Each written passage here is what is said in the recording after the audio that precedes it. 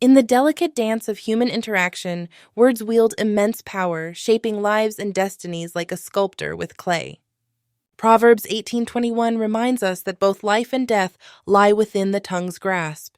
As I pour out my heart to God, I reflect on the harrowing encounters that feel like spiritual combat where words become weapons and love transforms into something unrecognizable.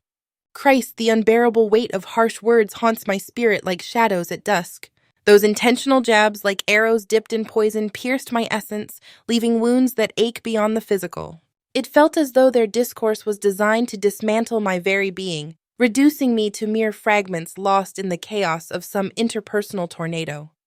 Such bitterness emerged like a grotesque bloom, the toxic stems of disdain strangling the once vibrant garden of our connection.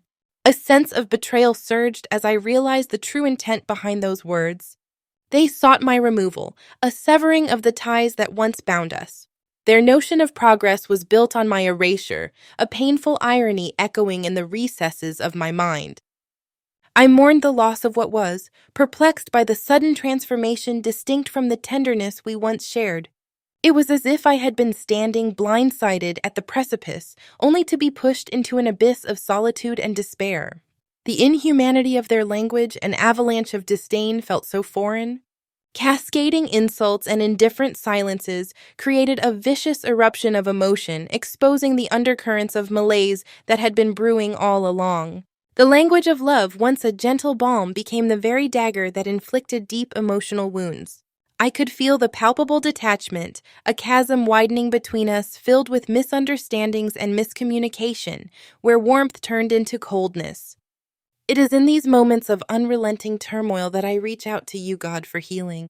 The soul fractures caused by such cruel expressions seem insurmountable.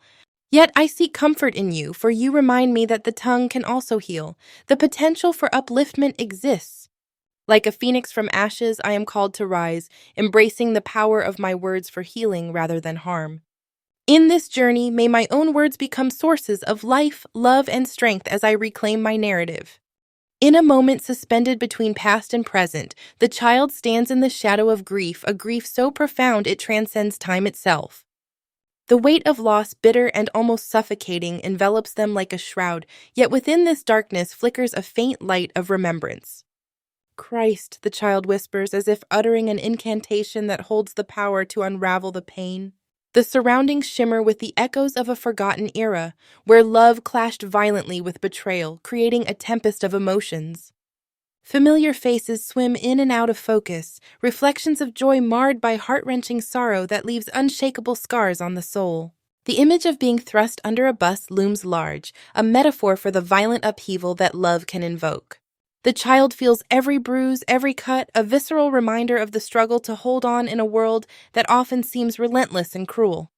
How could someone so dear be the architect of such chaos? This query hangs in the air like a heavy fog, blurring the lines between love and suffering. Yet amidst the chaos, a divine presence hovers, the embodiment of compassion and understanding. Let it be, whispers the gentle voice of God, a soothing balm on the wounds of the heart, urging the child to release the grip on the pain that has begun to define their existence. With trembling hands, the child looks down, witnessing the physical manifestations of their emotional turmoil, bruises that tell stories of resilience in a battle against despair. The child realizes that every mark is a testament to survival, yet that survival comes at a cost, one that includes the relinquishment of their own pain. Please give me the rope, the divine voice implores, inviting the child to trust and to let go of the burdens that threaten to drown them.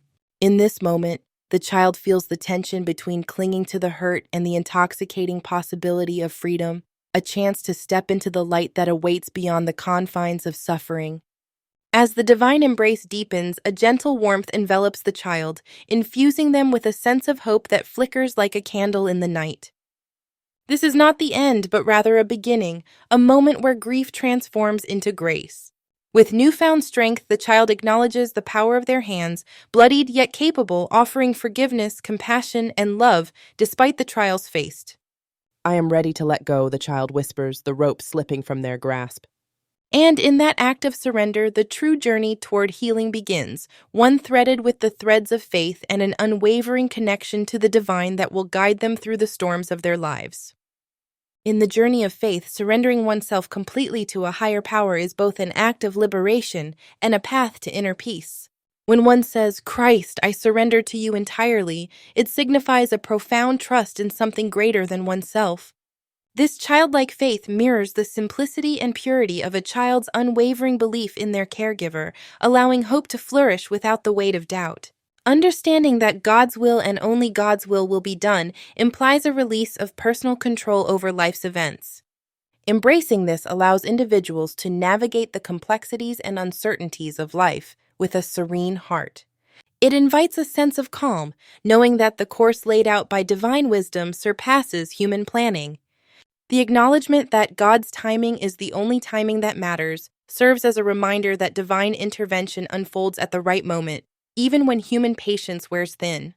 The statement reinforces the concept that the clock on the wall is of human beings, emphasizing our limitations in understanding life's intricate processes. Human beings often find themselves bound by deadlines, urgencies, and expectations, yet surrendering to divine timing encourages a liberation from this self-imposed pressure. It offers a transformative perspective where waiting becomes an opportunity for growth rather than a burden. Moreover, recognizing that God is sovereign invites a deep sense of awe and reverence. This sovereignty suggests that every creation holds purpose and that nothing created will ever truly be destroyed. This belief fosters resilience in the face of adversity, encouraging individuals to view challenges as temporary and learning opportunities. The act of surrender opens the door for personal and spiritual growth, allowing a deeper connection with the divine. Through this surrender, individuals can cultivate gratitude for life's experiences, including those that are painful or challenging. Each moment, guided by faith, becomes an opportunity to witness the unfolding of a greater plan.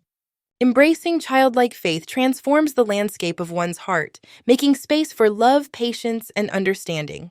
In conclusion, the journey of surrender is both a personal and communal act. It invites those who are stressed, anxious, or fearful to lay their burdens down. Together, let us embrace this divine partnership, entrusting our lives, our dreams, and our fears to the Creator who knows our paths, reminding us that we are held, nourished, and loved beyond measure.